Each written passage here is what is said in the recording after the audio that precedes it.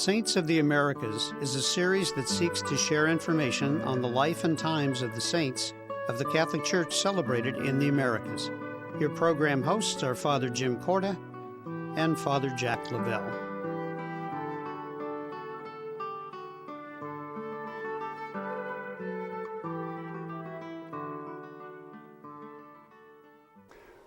Hello and welcome to our show. Now we're going to talk about Father Samuel Mazzuchelli. And it's interesting because we'll discover that his name is Samuel Mazzuchelli, but he's got a moniker that his bishop, Irish-born American bishop, calls him. But we'll get to that in a few moments. But let's set the scene about Father Samuel. Well, we know in his early life, he's born in Milan, Italy. He's the youngest son of a very wealthy banker, and his mother died when he was only 6 years old. Of course, his father has different plans for him. Being a banker, being of great wealth, he probably looks to his sons as ones who will carry on the name and carry on the tradition. As was much the case around this time, you did what your father did, especially if it was a certain business or a certain, position in society. And he goes against his father's wishes, though, at the age of 17, and he goes and joins the Dominican order in Rome. And he begins his studies for the priesthood. While he's still a seminarian, Bishop Edward Fenwick, also a Dominican, sent his vicar general to Europe to recruit priests. And we know that this is something that piques Father Samuel, or the seminarian Samuel's, interest, and so he requests and receives permission then to go to the United States, and that's how he makes his way here. It's interesting, I think in other programs we talked about how the United States really began as missionary territory, and we see that in particular our area, Ohio, and then eventually Indiana, Illinois, Michigan, Wisconsin, at one point was considered one whole diocese and territory. And so Bishop Fenwick, who really is the apostle of Ohio and this whole region, as you had mentioned, invites and encourages young men overseas to join his mission.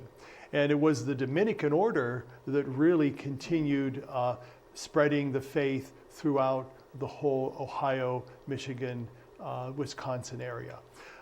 What's interesting is that when Father Samuel Mazzuchelli comes to the United States, he eventually is ordained and serves as a Dominican priest.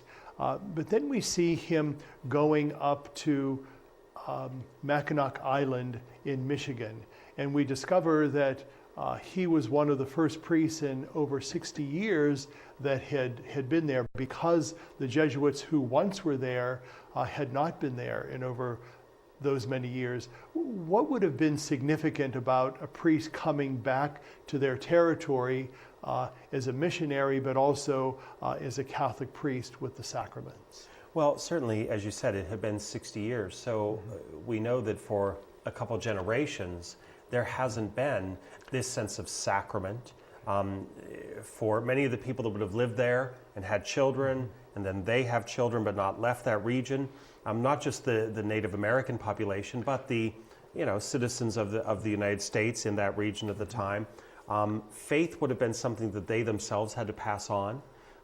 They maybe someone in the family would be able to read the scriptures, tell the stories, but they really had been removed from the sacramental ministry of the church and from the role of a priest entering into their lives. So this would have been something that would have been greatly welcomed by many, but also would have been a little foreign, if you will, to the Native American Indians that would have been there. And yet we see that he really reaches out in this ministry. He really wants to continue to offer this ministry. We know that he immerses himself in the language of the Native Americans. We know that he publishes prayer books in their language. He publishes a liturgical calendar in their language, really wanting to reach out and offer them this ministry of the church. we see this ministry reaching out to not only probably a very small Catholic population at the time, but as you had mentioned, the Native American population. And so with this gathering of the American Indians at the time, he eventually creates and founds 30 parishes and builds 14 churches. And so this missionary activity that he is engaged with along the way, we certainly have seen the fruits of that. And these areas where he has set up parishes and also institutions where he has helped to found and to build continue to blossom and to boom as we know today. We also know that he eventually becomes the Vicar General. And so let's go to what I had alluded to earlier when we talked about his name is Samuel Mazzuchelli, but his bishop refers to him as another name. Well, in kind of slaughtering his last name, his bishop thinks that when they've just said that this is Father Mazzuchelli, he thinks that his name is Matthew Kelly. And so this very Italian name from Milan becomes a rather Irish name to his bishop, who appoints him. And even in his letter of appointment, he is appointed the Vicar General as Father Matthew Kelly. And it's interesting as we do hear more about him, we understand that at one point Father Samuel does move back to Milan to visit his family. He's very ill at the time, but then he finds his way back to the United States, and he continues this missionary journey as a Dominican. And we discover that along the way he continues to build churches, to endow facilities in order to carry on the mission and the life of the Catholic Church. Throughout his ministry, he also has been an advocate to the Native Americans. And that's perhaps one of the reasons why he is being elevated to this road of being a saint. Tell us briefly about, towards the end of his life, what happens. Well, we know that he spends the last 15 years of his ministry in Benton, Wisconsin, where he served as pastor of a parish. Prior to that, one of the last things that he helps to establish and found is a community for Dominican sisters of the Most Holy Rosary. But he really does spend the last 15 years of his life involved in the ministry and the mission of being a pastor. So much so that we know that one of the things that happens in 1864 is he is traveling to anoint 2 dying parishioners. He himself catches cold, contracts pneumonia, and dies the evening after having anointed those 2 parishioners. But to the very end of his ministry, reaching out and serving God's people in need. Well, we certainly lift up Father Samuel Mazzuchelli, Father Matthew Kelly, and at the age of 57, he enjoys eternal life and eternal rest with the Lord. Stay with us. We'll be right back. Available through St. Paul's Books and Gifts is a small treatise on peace of heart, both in book and audiobook form, by author Father Jacques Philippe, well-known preacher and retreatant from France. For more information on this item and many more, please visit the bookstore at 926 Boardman Canfield Road in Boardman, or call 330-953-2443, or visit their website at www.stpaulsusa.com. This book, Searching for and Maintaining Peace, is there to help you pursue peace of heart as a pure gift of God. Again, that phone number is 330-953-2443, or visit their website at www.stpaulsusa.com. Well, I've been volunteering for 18, almost 20 years. What I do is help the elderly in their homes so that they can stay in their homes. I think a lot of times the elderly in our society are forgotten, and that's unfortunate because they have so much wisdom to share. The other day she told me that every night when she goes to bed, she thinks about her little angel, when her little angel's going to come and check on her the next day. And that's me, yeah.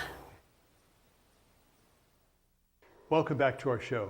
Now we're going to talk about Henriette Delille. A very interesting person. We know that she's the first U.S.-born African-American whose cause for canonization has officially been undertaken. And so she has a very rich life. She only lives 50 years, but yet within this life, we see her servanthood, we see her desire to share the faith, and we see wonderful things happening at her hands. So let's talk a little bit about the beginnings of Henriette's life. Well, we know that she's born in New Orleans in 1812, so around the time of the War of 1812 here in the United States. We know that, as was the case for many in Louisiana and New Orleans area, she is known as what is called a free woman of color. And so there would have been individuals who were not slaves, who had either earned their freedom had been bought for them, and in certain parts of the country they were able to travel freely. Now, that wouldn't mean that they could go anywhere. If you would have gone into a state where slavery was legal, it didn't matter that you were a free person somewhere else. So that would have limited a lot of her travel. We know that her great-great-grandmother had been brought from Africa as a slave. We know, though, that she is bought by a French colonist named Claude Dubril, and that he has her baptized with the name Marie Anne. And although he was married to a white woman, we know that Claude and Marie have 4 children. One of Claude's legitimate children freed all of his half-siblings, and that's how the story of Henriette becoming a free woman of color comes about, because of a great uncle freeing the rest of their siblings. You know, it's interesting because at the time, obviously, there were certain prohibitions and certain rights that people had. We do know that people of color did not have those rights. So slavery was obviously something that the church was against, but yet it was something that was part of the fabric of the culture. And so we see this woman, Henriette, at the time, really kind of going against the system, if you will, and trying to share her faith with those around her. And let's talk a little bit about this whole catechetical enterprise that she engages with at an early age of 17. Well, we know, first, as you mentioned, you know, as the church looked at it, as society looked at it, it was very hard for the life that she would have initially had. While she was a free woman of color, she was not allowed to marry anyone other than another person of color. Free men of color were very limited at that time.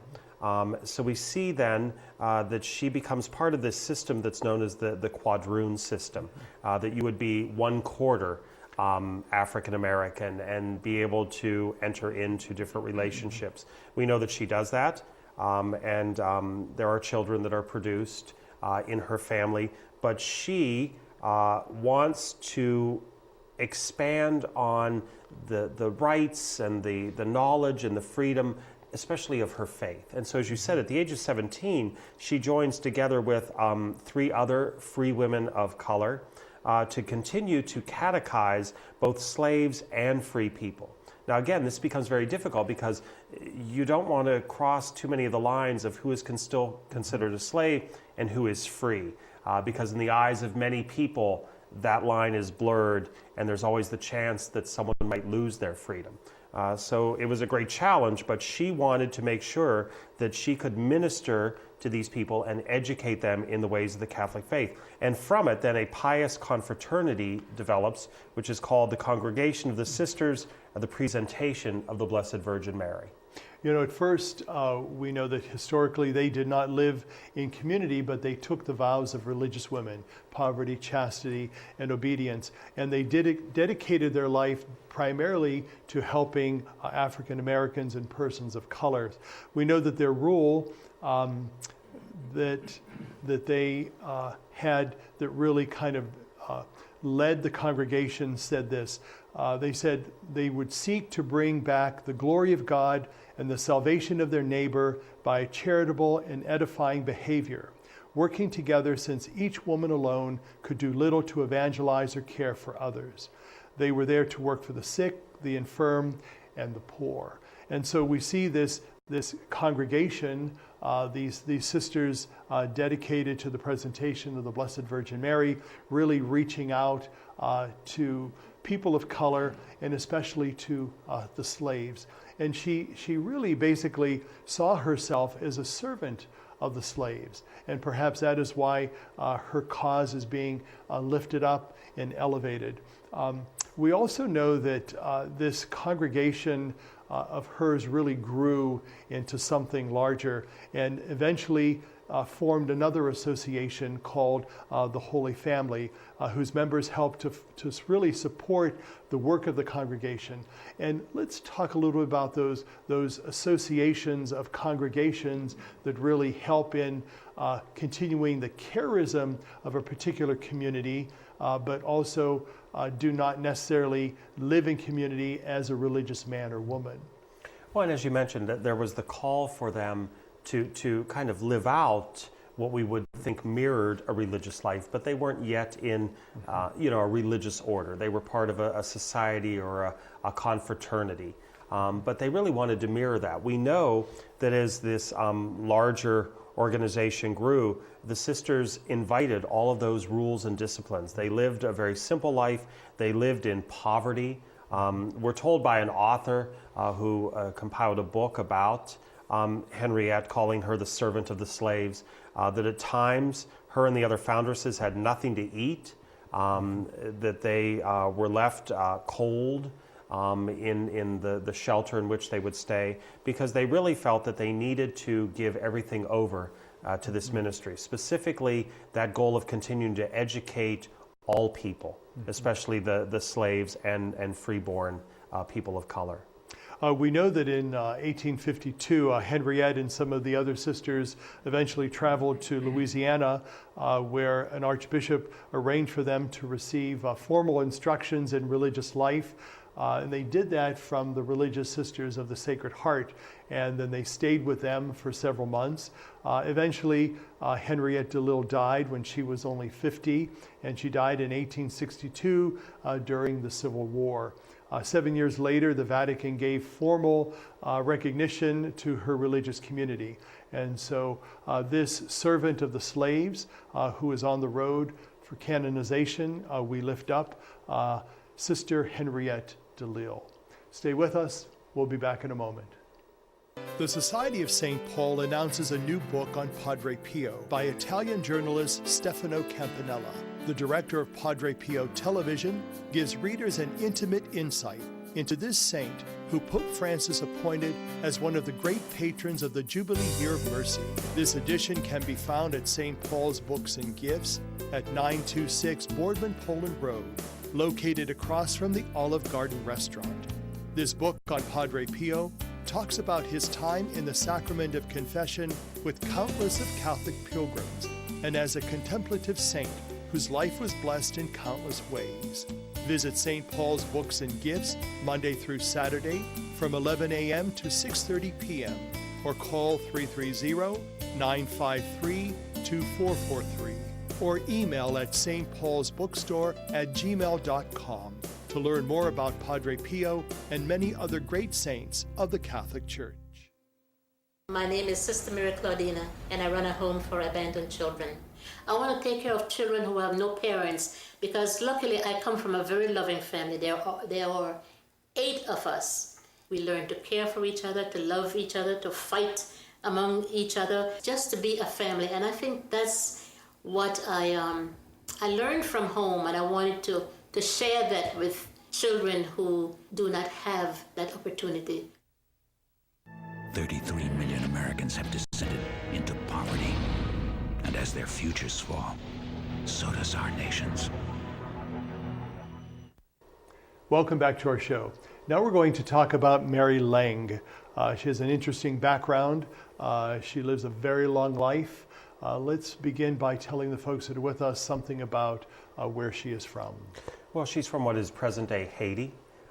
During her early life, she becomes a refugee from the revolution that's going on in Saint Dominique. now Haiti. She leaves there about 1812, and she's about 28 years old when this happens. She's able to make her way to Baltimore, then a haven for those that were escaping the Haitian Revolution and those who were also escaping the French Revolution. Both groups spoke French. And so we find that by arriving in Baltimore, Maryland, it's north enough from the southern states and from slavery, and so she's able to find some refuge there.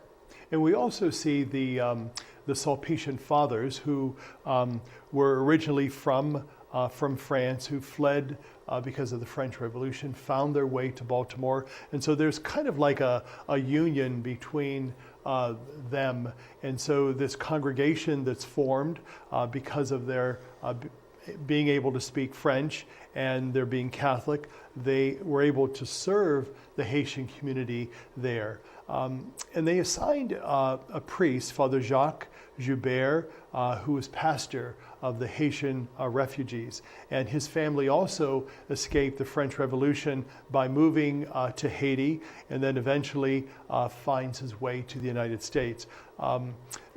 It was in 1828 when Elizabeth, which was her original name, Elizabeth Clarice Lange, had been teaching black girls for 10 years. And then what exactly does Father Joubert tell her about her future?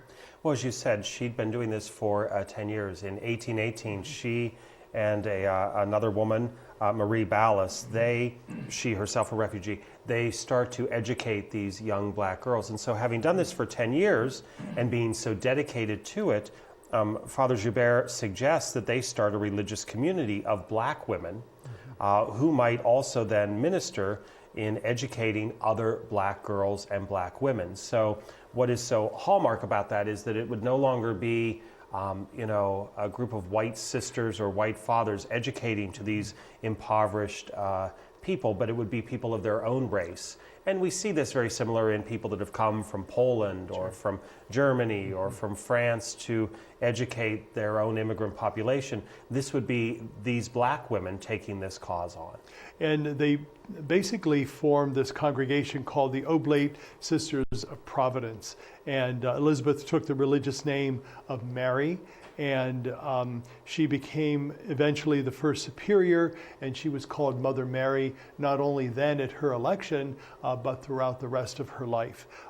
With the help of these four women, Father Joubert helps them to write the Constitution and the rules of this new community, and then eventually they are proposed to the Vatican, and Pope Gregory XVI in 1831 makes this Oblate Sisters of Providence a community which is really the first community of religious women of African descent. Following that, this community experiences some very terrible things. They're not well received. They're not well liked because of prejudice and racism. So what is going on at the time? Well, even though they were able to find haven in Baltimore, that does not change the minds of many people. And sadly, even among many Catholics who most Catholics would develop a deferential treatment to the priests and to the women religious. They would see in the sisters, and especially in the mother of a religious community, someone who we use the title superior, but who they would give, as I said, deference to. This is something that the Catholic population is not willing to do for these black sisters. They resent them even being sisters. They resent them being able to wear a nun's habit. There's physical abuse that's put upon them. They end up in extreme poverty.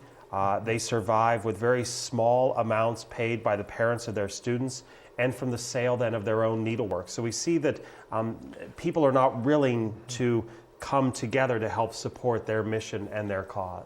And we see that even ecclesiastical superiors and in the hierarchy really refuse to even come to their aid and to help them.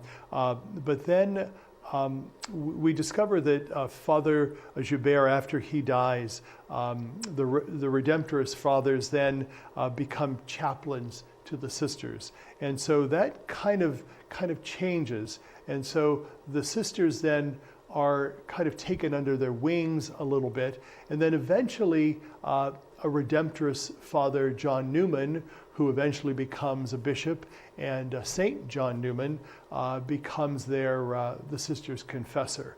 And despite the difficulties of prejudice and racism, this community continues to grow and to flourish. And so the sisters eventually open another school. And where do they do that, and how does that grow?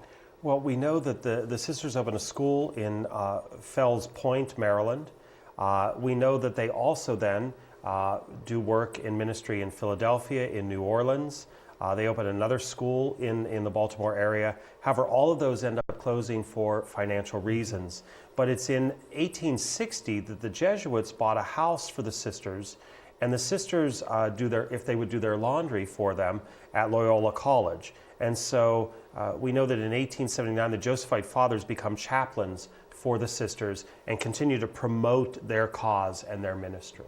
And we know that Mother Mary Lange is superior, first of all, for 9 years. And then after 3 more years in 1832, she is not reelected. But then in both 1835 and 1838, she's allowed herself to be nominated as superior, and each time she is elected. She eventually, in her old age, is kind of bedridden, and she finds herself at St. Francis Academy in Baltimore. And except for celebrating Mass, she really doesn't have much contact with the outside community, except visits from her sisters in the religious order and some of her students. She dies there after receiving communion on February 3rd in 1882, and she was 98 years old. Just one closing word about Mother Mary Lange and this whole idea of prejudice. Well, as much as we'd like to say this was something, unfortunately, part of Mary Lange's time, we know that prejudice continues in our current society. And the real dangers of any prejudice is to make ourselves better than someone else, or to put ourselves ahead of or above someone else because of the color of their skin or the language they speak or the country of origin. It could even boil its way down to what one does for a living, or how one chooses to live their life. And we really see in Mary Lange and in all the stories of other saints like this, whether it's of color or language or background or orientation, whatever it may be, that as children of God, we must see each other as equal. We are all God's children. And so that's really for the Christian and specifically for the Catholic to believe in that. It's contrary to that to harbor any prejudice in our hearts. Thank you for being with us. Have a good day, and God be with you.